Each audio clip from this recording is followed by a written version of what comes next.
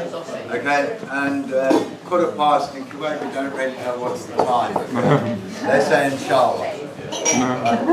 And while we're waiting for people, inshallah used to mean I will do everything in my power, God willing, i.e.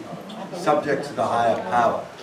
And when we got to Kuwait in 78, the guy my dad went out to work for, over a handshake, bought a £500,000 house.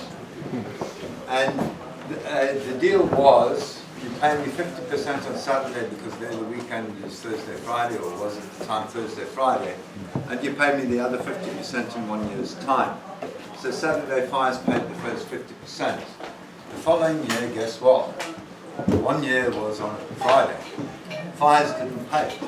He went on Saturday morning and gave the guy the other half, and he said, we had a deal. You pay 1 year. That was yesterday. Okay? And that there is the power of my word is my bond, and that's what we should be doing. Whenever we commit, we bind ourselves to duties, rights, and obligations. We stick by it. And if the heavens fall on us, that's lawful excuse.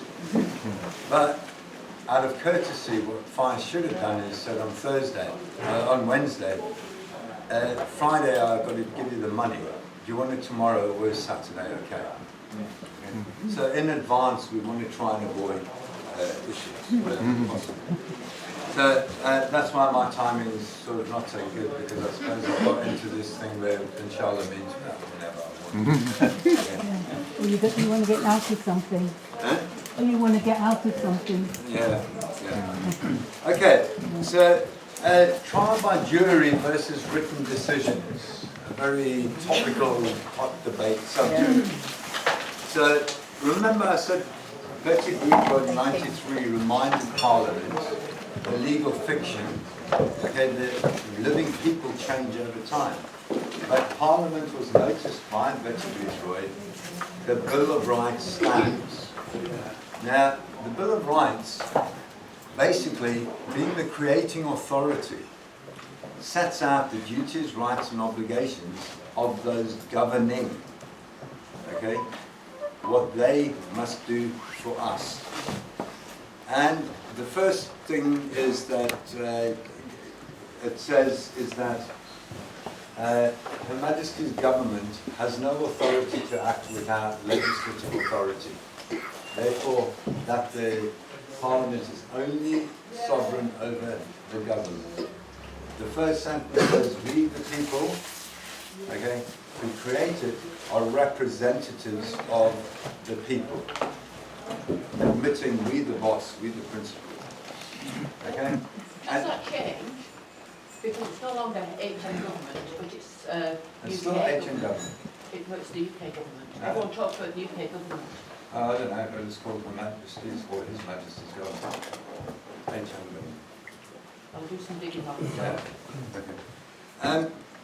But what it says in the Bill of Rights and what Betty Boothroyd said, and when the complete context, okay, was not only that is the Bill of Rights a constitutional document. The Bill of Rights says trial by jury, fines and forfeitures cannot be done without lawful process. Okay?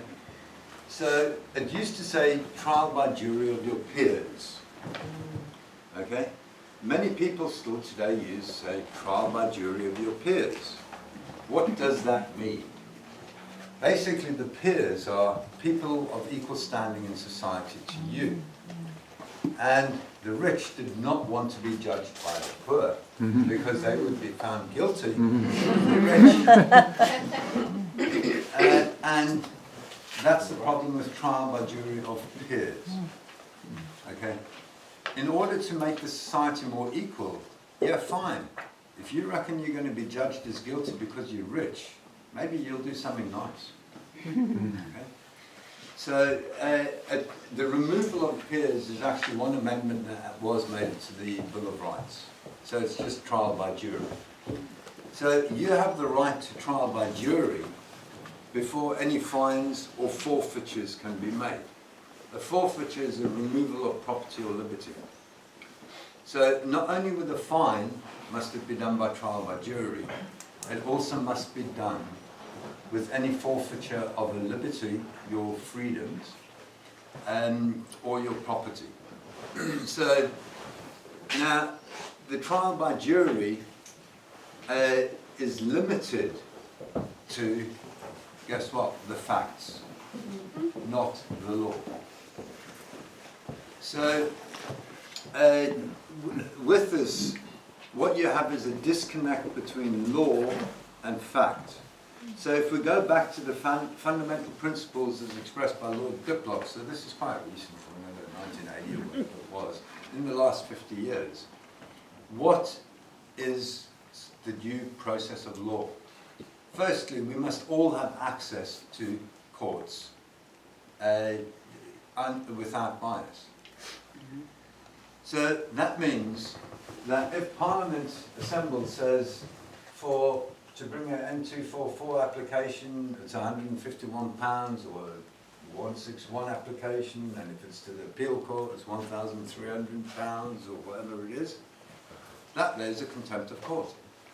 It goes against the fundamental principle of equal access to courts, equal access to justice, which is founded in the common law, equality, equal treatment, and fairness.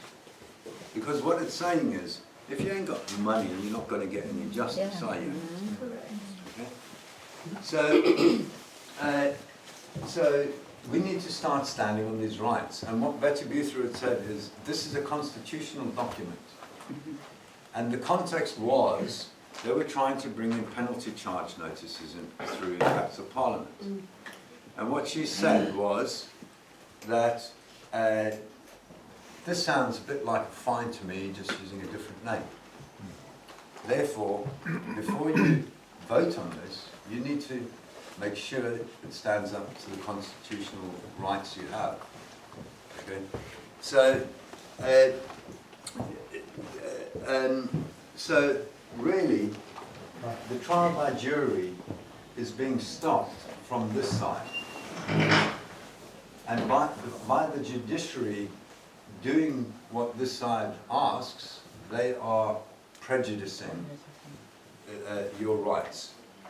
And the Bill of Rights says, your job is to uphold these rights of the people. Okay? So, trial by jury, that's the concept behind it. Now, you used to have something called a grand jury, you know, going back hundreds of, well, you know, a millennia or so. And the grand jury is 25 people of good standing. So anybody could bring a complaint against 25 good people on standing and say, hey, listen, this is the evidence. And if they deemed that you have a cause of action, then it proceeded to the second stage, which is to look at the evidence. And so you had a grand jury and a petite jury. So what's happened is they've removed the grand jury and said, we dictate the law somewhere here. We don't really know, because we don't even know the difference between legislation and law, but we'll just do it.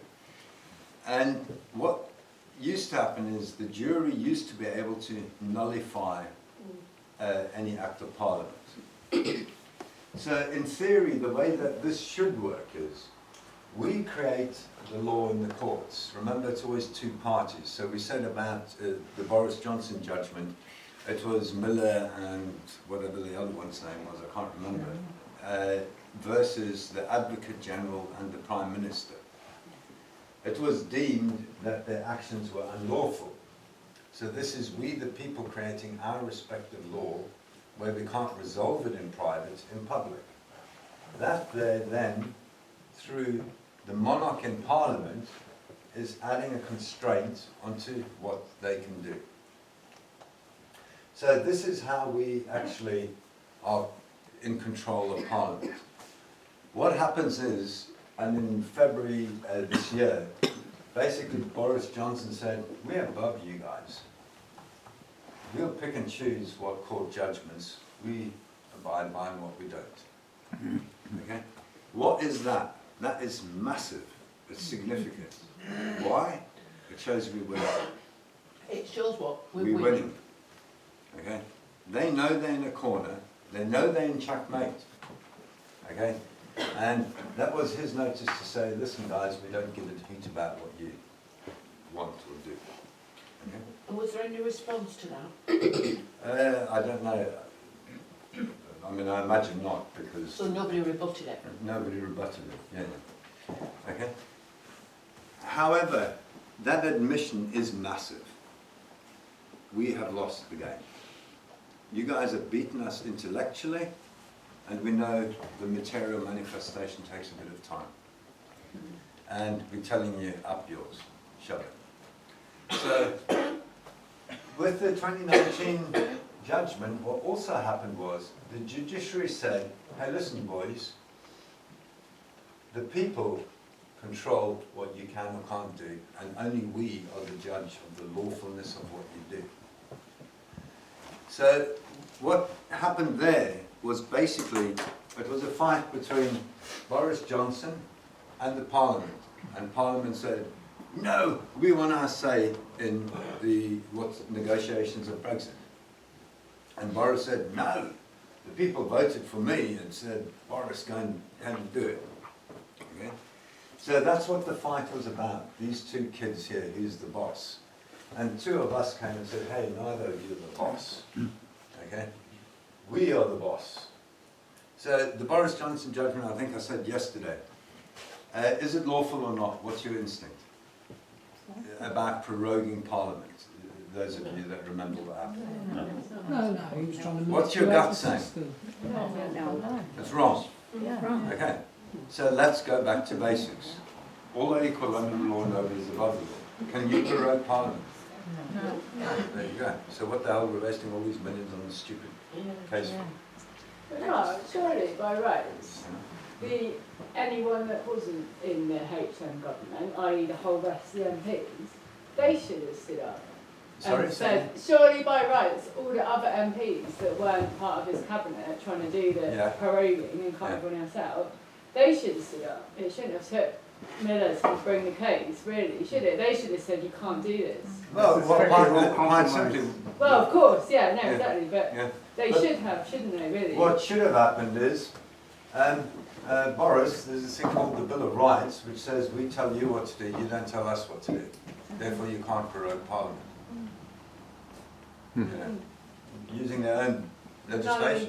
did they? You know, whichever way you look at it, it's just insane. Okay. Can I just challenge that a Yeah. minute? So if it is truly we the people cast our vote in a box, the yes or no, or the leave or remain.